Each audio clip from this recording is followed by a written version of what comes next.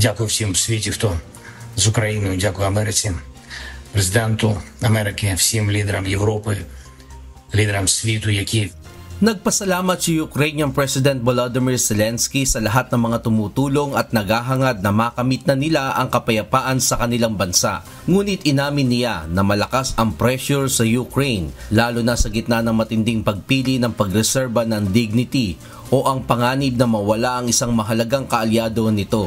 Ito'y kaugnay ng ipinahayag ni President Donald Trump sa Truth Social, kung saan sinabi nito na hindi man lang nagpakita ng pagpapasalamat ang Ukraine sa pagtulong ng US sa kanila at patuloy pa rin umano ang pagbili ng Europe ng langis sa Russia.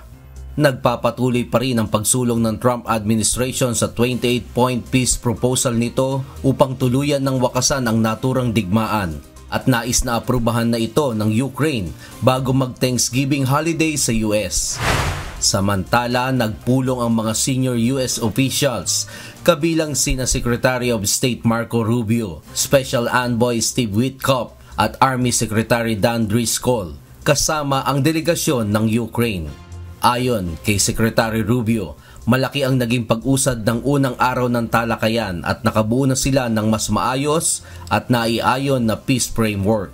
Ngunit may mga pangamba rin mula sa European leaders at ilang US senators na kaalyado ni President Trump na tila pabor sa Russia ang ilang bahagi ng peace plan. Gayunman, nilinaw ni Rubio na ang proposal ay binuo ng Estados Unidos na galing din sa mga input mula sa Ukraine at Russia. Pong Mercado, UNTV News and Rescue, Winnipeg. Diyos ang aming sandigan. Serbisyo publiko ang aming pinahahalagahan.